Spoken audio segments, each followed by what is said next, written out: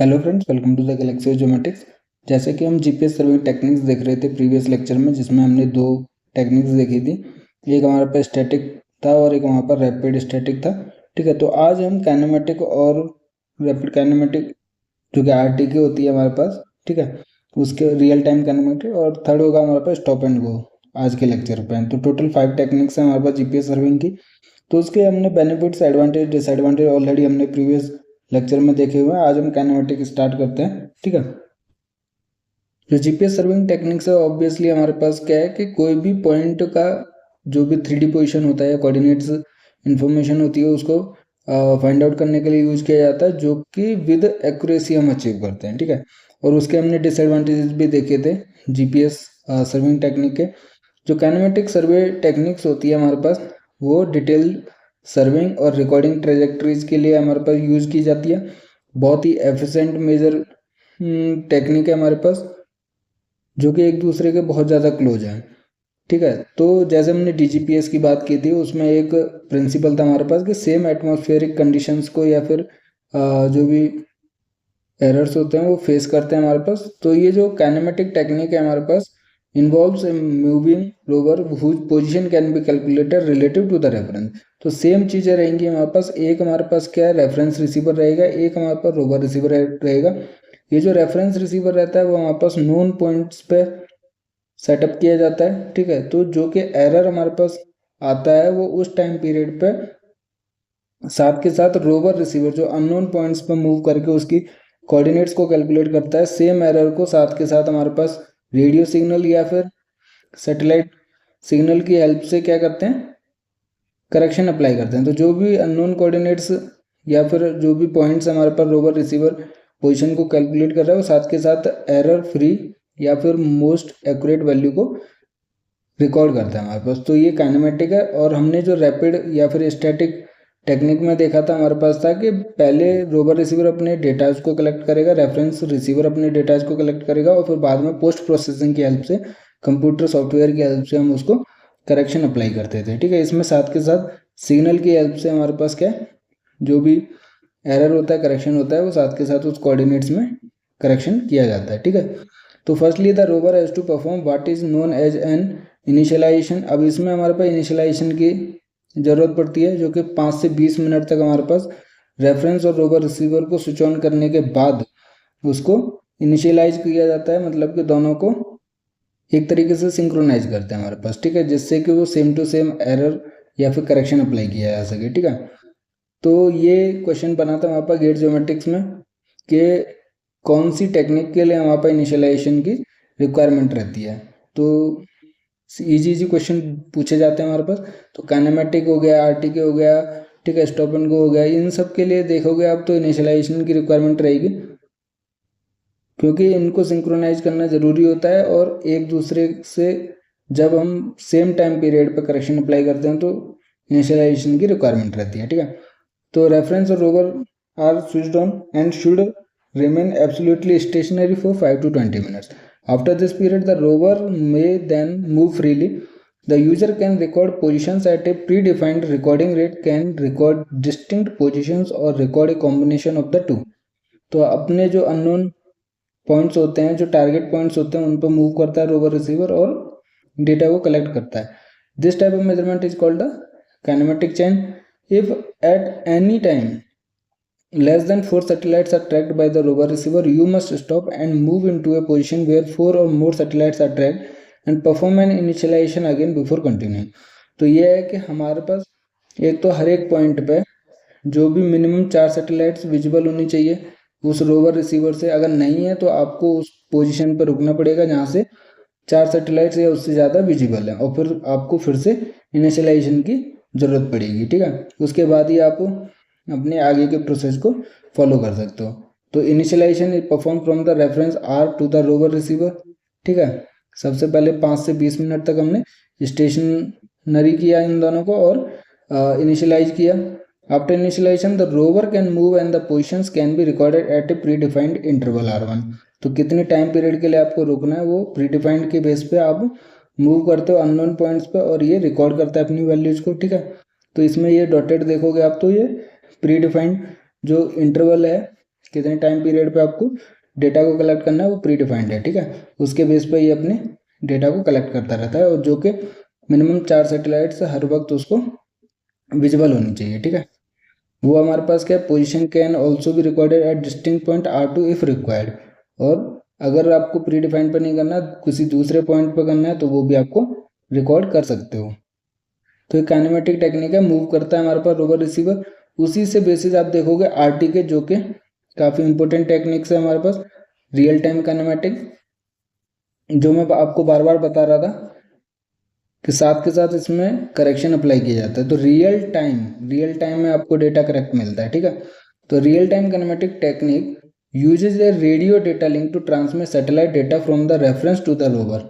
तो रेफरेंस पे हमारे पास जो भी एरर आ रहा है, नोन पॉइंट्स और रेफरेंस रिसीवर के बीच का जो डेटा का डिफरेंस है, वही सेम एटमॉस्फेरिक कंडीशन की वजह से हमारे पास रोवर में भी एरर आता है। रोवर की जो वैल्यूज हैं हमारे पास, तो उसमें सेम एरर और करेक्शन अप्लाई किया जाता है हमारे पास रेडियो सिग्नल की हेल्प से, ठीक है।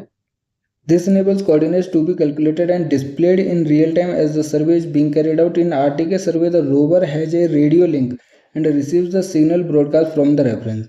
तो इसमें रेडियो लिंक रहता है रोवर और रेफरेंस रिसीवर के बीच में, जिससे कि जो भी सिग्नल और एरर डिटेक्ट होता है वो हमारे पास रेफरेंस और रोवर रिसीवर में करेक्ट किया जाता है और डेटा को लिंक किया जाता है।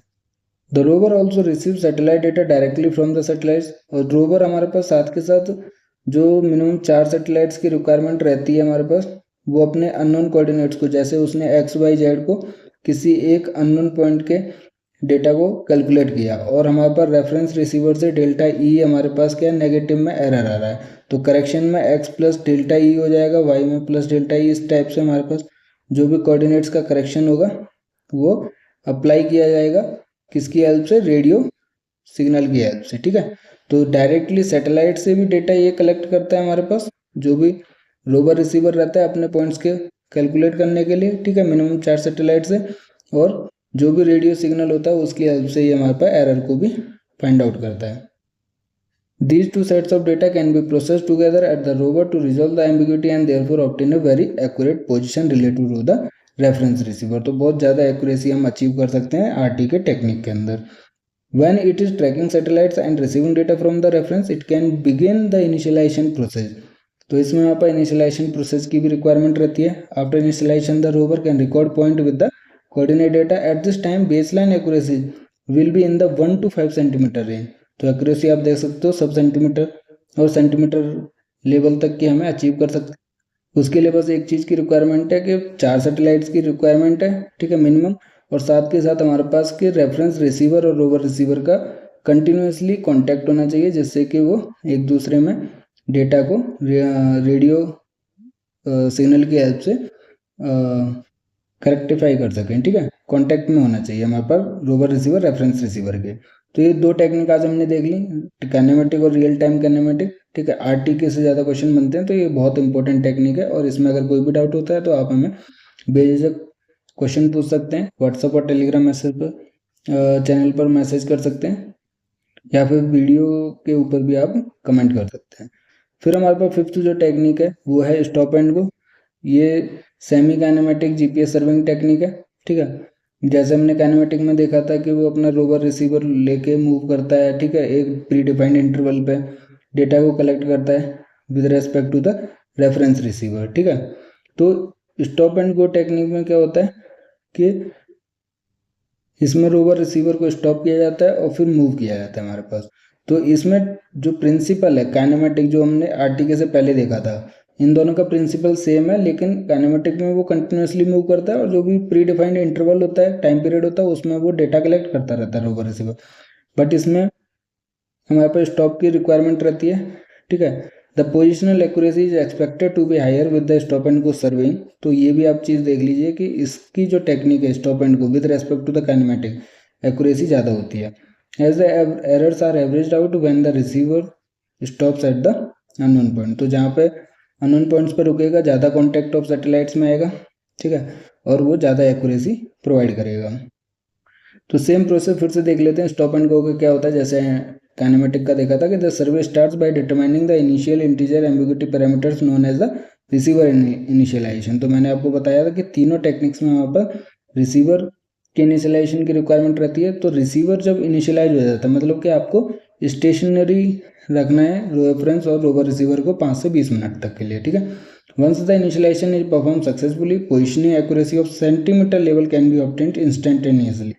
तो जैसे यहाँ पर इनिशियलाइजेशन हो जाएगा, एक्यूरेसी यहाँ पर सेंटीमीटर लेवल तक पहुँच जाती है। Following initialisation the rover moves to the first unknown point and after collecting about 30 seconds of data. मतलब यहाँ पे जो अननोन पॉइंट्स है वहाँ पर रोवर रिसीवर जो है वो स्टॉप करता है और अपने 30 सेकेंड तक कम से कम डेटा को कलेक्ट करता है, ठीक है। तो मतलब कि जो नंबर ऑफ सैटेलाइट्स हैं वो ज़्यादा से कॉन्टैक्ट में रहेगा और अपनी एक्यूरेसी को अचीव करता है, ठीक है, as comparison to the kinematic. The rover moves without being switched off to the second point and the procedure are repeated. तो जितने भी हमारे पास अननोन पॉइंट्स जो भी टारगेटेड पॉइंट्स होते हैं वहाँ पर जाके वो 30 सेकंड तक डेटा को कलेक्ट करता है। It is of utmost importance that at least 4 satellites are tracked even during the move, otherwise the initialization process must be repeated again by reoccupying the previous point। इसमें भी same condition है कि minimum 4 satellite जो है वो visible होनी चाहिए, contact में होनी चाहिए एवरी टाइम। अगर आप मूव कर रहे हो या फिर आप किसी पॉइंट पे प्लेस किए हुए हो रोवर रिसीवर को, तो मिनिमम 4 सैटेलाइट्स आपको विजिबल होनी चाहिए। अगर नहीं है तो आपको फिर से इनिशियलाइजेशन प्रोसेस को रिपीट करना पड़ेगा, ठीक है। तो ये हमारे पास 5 टेक्निक्स थी जीपीएस के सर्विंग टेक्निक्स, जो कि हमने ऑलरेडी देख लिए हैं, 2 प्रीवियस लेक्चर में देखी थी। आज हमने 3 टेक्निक्स देख ली। इंपॉर्टेंट हैं इसलिए मैं बार बार इनको रिपीट कर रहा हूँ क्योंकि इससे गेट एग्जाम में काफ़ी क्वेश्चन बनते हैं, ठीक है। तो हमने क्या देखा, स्टैटिक देखा, रैपिड स्टैटिक देखा, आज हमने काइनेमेटिक देखा, आरटीके देखा, रियल टाइम काइनेमेटिक, और हमारे पास स्टॉप एंड गो देखा, ठीक है। तो ये 5 टेक्निक्स है और इम्पोर्टेंट टेक्निक्स है। कोई भी डाउट होता है आप हमें बेझिझक कमेंट कर सकते हैं वीडियो के ऊपर या फिर व्हाट्सएप और टेलीग्राम चैनल पर मैसेज कर सकते हैं, जिसका लिंक जो वीडियो के डिस्क्रिप्शन में आपको मिल जाएगा, ठीक है। उसके अलावा जल्दी से हम देख लेते हैं एप्लीकेशंस ऑफ जीपीएस। जैसे कि हमें पता है कि आजकल जीपीएस हर जगह हर चीज़ में यूज होता है। आप कमर्शियल पर्पज़ देख लीजिए चाहे सिविल पर्पज़, और बेसिकली डिफेंस पर्पज़ के लिए तो ये हमारे पास डेवलप ही किया गया था, ठीक है।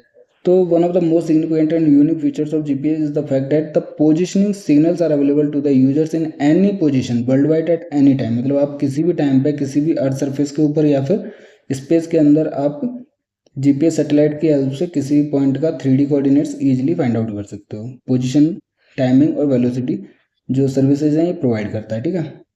GPS application range from specialise field like military हो गया, रिसोर्स मैनेजर्स, सर्वेयर्स, ठीक है, और जो भी सिविल पर्पज़ के लिए भी अपनी लोकेशन फाइंड आउट करने के लिए नियरेस्ट एयरपोर्ट हो गया, नियरेस्ट हॉस्पिटल हो गया, तो उसमें हर एक के लिए जीपीएस यूज किया जाता है।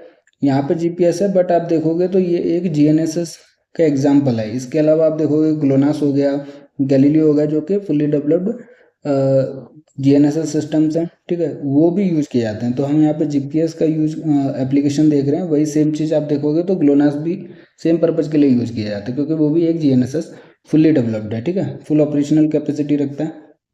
बेसिकली जीपीएस जो ज़्यादा यूज़ किया जाता है डिफेंस में, नेविगेशन और सर्विंग एप्लीकेशन में किया जाता है। In addition to geo science for measuring accurate time and frequency required for ionospheric and atmospheric studies, ठीक है। उसके वजह से हमने सोर्सेज ऑफ एरर में भी इन दोनों लेयर्स का देखा था, ठीक है। ग्लोबल क्लाइमेट चेंजेस में भी यूज किया जाता है, observing polar motion, earth rotation rate में भी, mapping the gravity field, detecting seismo ionospheric effects, transport and communications, environmental management।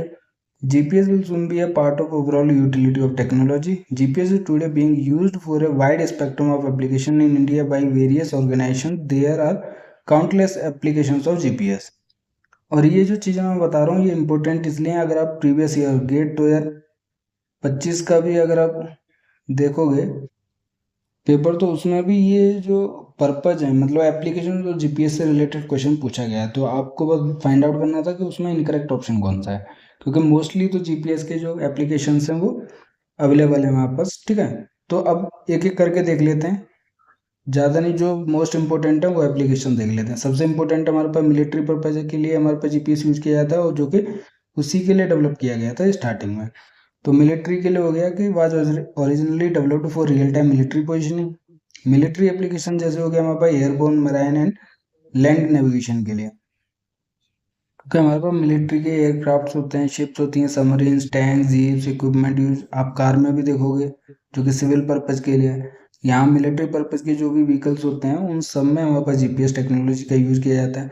ठीक है, उसके अलावा बेसिक नेविगेशन, टारगेट डिजिग्नेशन, आप मिसाइल देखोगे उसमें भी कोऑर्डिनेट डाले जाते हैं जिस पोजीशन पे आपको या जिस लोकेशन पे आपको टारगेट करना है, तो वो भी जीपीएस टेक्नोलॉजी की हेल्प से ही वो मिसाइल उस टारगेट को अचीव करती है।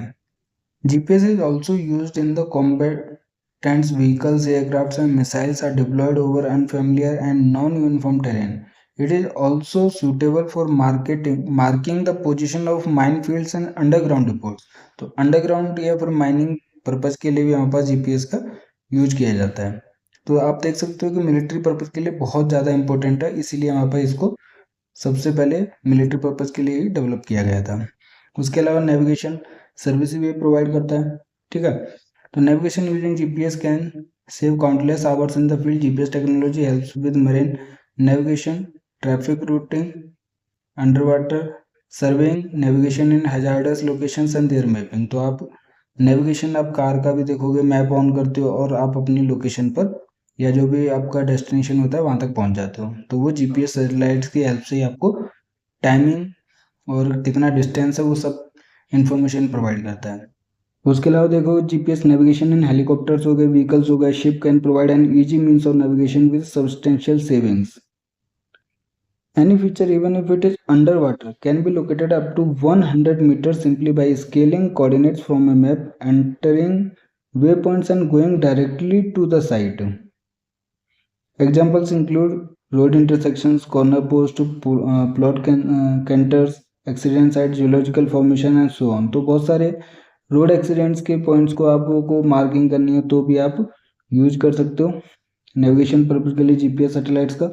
ठीक है, कमर्शियल फिशिंग फ्लीट के लिए।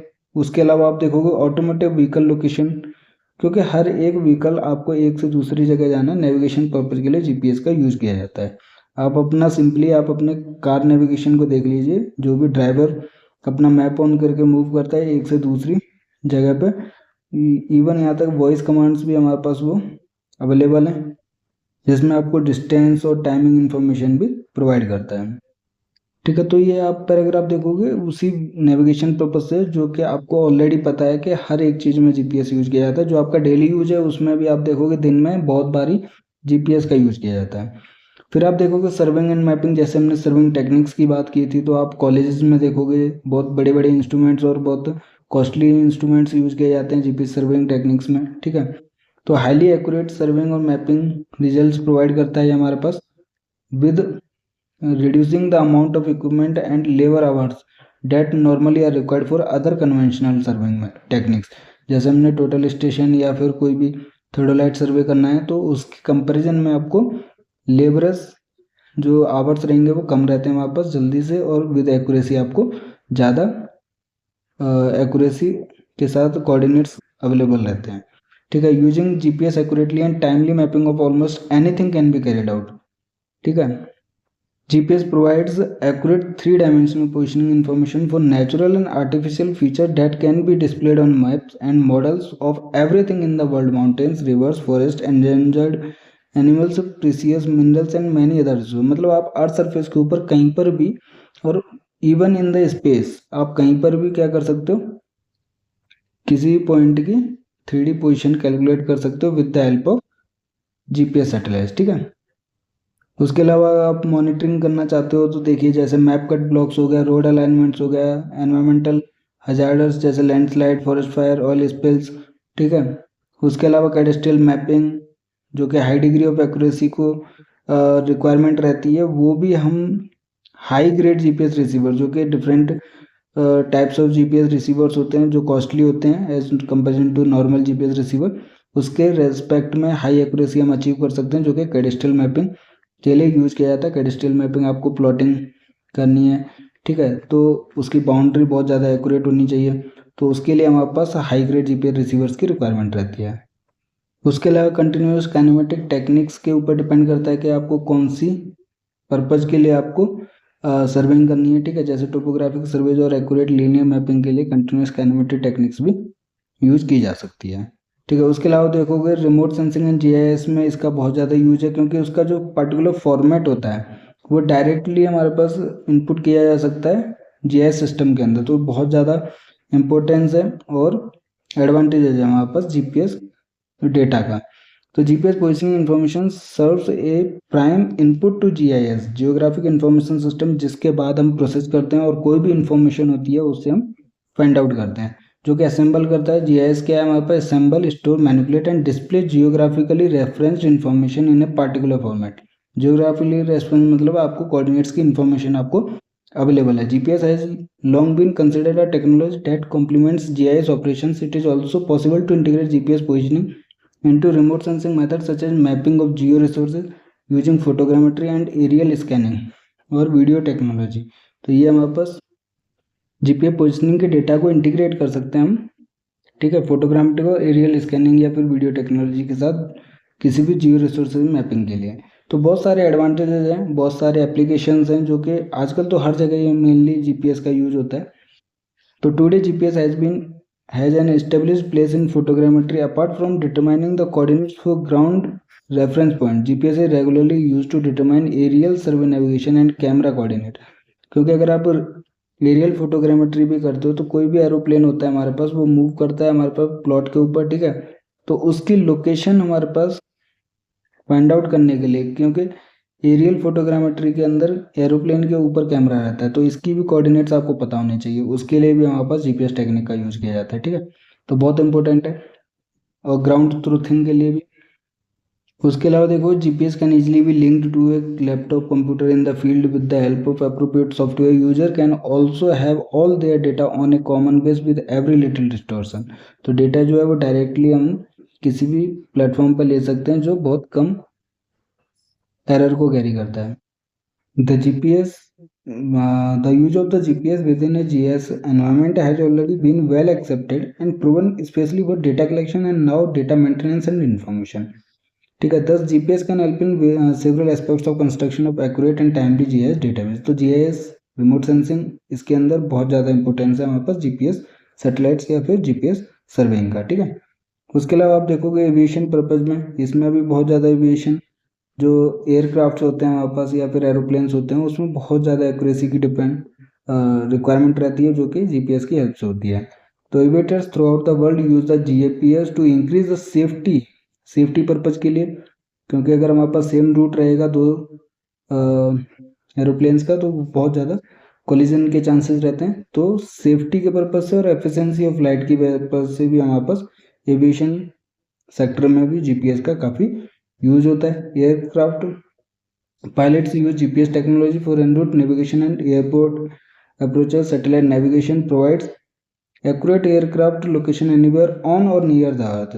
तो एक्यूरेसी प्रोवाइड करता है हमारे पास जीपीएस एयरक्राफ्ट के लिए। The continuous global coverage capability of GPS permits aircraft to fly directly from one location to another. तो आपके सीधा टारगेट कोऑर्डिनेट डालोगे, वो एयरक्राफ्ट आपको मूव करते हुए देखेगा with the help of GPS, क्योंकि मैप अवेलेबल रहता है, ठीक है। एक लोकेशन से दूसरी लोकेशन पे इजीली जा सकते हो provided factors such as obstacle clearance and required procedures are there too. Incorporation of a data link enables the transmission of aircraft location to other aircraft. एक एयरक्राफ्ट से दूसरे एयरक्राफ्ट का भी लोकेशन ट्रांसमिशन हो सकता है हमारे पास, डेटा लिंक अवेलेबल हो सकता है हमारे पास, ठीक है। And to air traffic control ATC के लिए भी हमारे पास जीपीएस का यूज़ किया जाता है। तो बहुत ज़्यादा जो न्यू और एफिशिएंट रूट्स की डिस्कवरी होती है उसके लिए भी हमारे पास जीपीएस टेक्निक का यूज़ किया जाता है। उसके बाद देखोगे आप एनवायरनमेंट में हमारे पास कैसे इसको अप्लाई किया जाता है। तो GPS technology help survey disaster areas and map the movement of environment phenomena, जैसे फॉरेस्ट फायर कैसे कैसे मूव कर रहा है, ऑयल स्पिल्स की लोकेशन, हरिकेन्स की मूवमेंट, ठीक है, वो सारी हम फाइंड आउट कर सकते हैं जीपीएस की हेल्प से। It is even possible to find locations that have been submerged or altered by the natural disaster. अगर आपको देखो फ्लड की वजह से क्या क्या हमारे पास डिजास्टरिंग हुई है उसको हम नेविगेट कर सकते हैं, टारगेट कर सकते हैं, ठीक है, जीपीएस के हेल्प से। In land surveying GPS has virtually become an exclusive method for pinpointing sites in basic networks. GPS has played a vital role in relief efforts for global disasters such as tsunami that struck in Indian Ocean region in 2004। तो tsunami के time पे भी हमारे पास GPS ने बहुत ज़्यादा important role play किया था। ठीक है, कितना डिजास्टर हुआ है वो सारे मेजरमेंट के लिए और कौन कौन से पॉइंट्स अफेक्टेड हुए हैं वो भी हम देख सकते हैं जीपीएस के हेल्प से। Aerial studies of some of the world's most impenetrable wilderness are conducted with the aid of GPS technology to evaluate an area's wildlife, terrain and human infrastructure। तो हर एक मेजरमेंट के लिए भी या फिर मॉनिटरिंग के लिए भी जीपीएस टेक्नोलॉजी का यूज किया जाता है। जियोडेसी में हमारे पास जीपीएस का यूज होता है क्योंकि हमारे पास जो भी जीपीएस बेस्ड अप्रोच होती है वो जियोडेटिक स्टडीज के लिए, जो भी अर्थ सरफेस के बिलो है, अंडरग्राउंड है, या फिर आप अबव द अर्थ सरफेस देखोगे, जो भी स्टडी के लिए, जियोडेटिक स्टडीज के लिए जीपीएस टेक्नोलॉजी का यूज किया जाता है। For geodetic surveying the GPS with its economy and ease of operation has become the most preferred positioning method. तो इसके लिए जो सर्विंग होता है वो इकोनॉमी रहता है, जीपीएस सर्विंग जियोडेटिक पर्पज के लिए, तो इसका ज़्यादा यूज किया जाता है। Geodetic mapping and other control service can be carried out effectively with high grade GPS equipment. High grade GPS equipment का यूज करके हम एक्यूरेसी अचीव कर सकते हैं जो भी रिक्वायरमेंट रहती है। Especially when helicopters are used or when the line of sight is not possible, GPS can set new standards of accuracy and productivity and it is used in order to carry out surveys, satellite geodesy quickly and efficiently to achieve data well within a accuracy of a millimeter। तो millimetre की accuracy तक हम GPS survey की help से coordinates की information find out कर सकते हैं, वो भी टाइमली। ठीक है, उसके अलावा आप देखोगे कि टाइमिंग सर्विसेज भी प्रोवाइड करता है जीपीएस। तो टाइम मेजरमेंट में हम इसको यूज कर सकते हैं। लैटिट्यूड, लॉन्गिट्यूड और एल्टीट्यूड तो हमें प्रोवाइड करता है 3D पोजीशन। ठीक है, उसके साथ साथ ये हमारे पास measuring time exactly on the global basis, कहीं पर भी आप मेजरिंग कर सकते हो exact time with the help of GPS.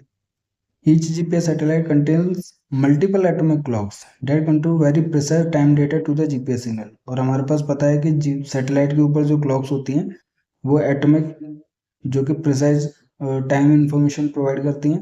ठीक है, उसी की वजह से हमारे पास 4 सैटेलाइट्स की रिक्वायरमेंट रहती है, जो ऑलरेडी हम देख चुके हैं एप्लीकेशन ऑफ जीपीएस, जब हम डिस्टेंस कैलकुलेट करते हैं सैटेलाइट और रिसीवर के बीच में, और उन दोनों के बीच का सिंक्रोनाइजेशन जो टाइमिंग इंफॉर्मेशन रहती है वो वेरी करती है। रिसीवर इतना प्रिसाइज क्लॉक्स नहीं कैरी करता है जितना कि सैटेलाइट्स करते हैं हमारे पास, क्योंकि इसके ऊपर एटॉमिक क्लॉक्स रहती हैं सैटेलाइट्स के, जिसकी वजह से सिंक्रोनाइजेशन के लिए यहाँ पर टाइमिंग एरर्स की रिक्वायरमेंट रहती है। ठीक है, तो GPS receiver decode these signals effectively synchronising each receiver to the atomic clocks, synchronise करता है हमारे पास।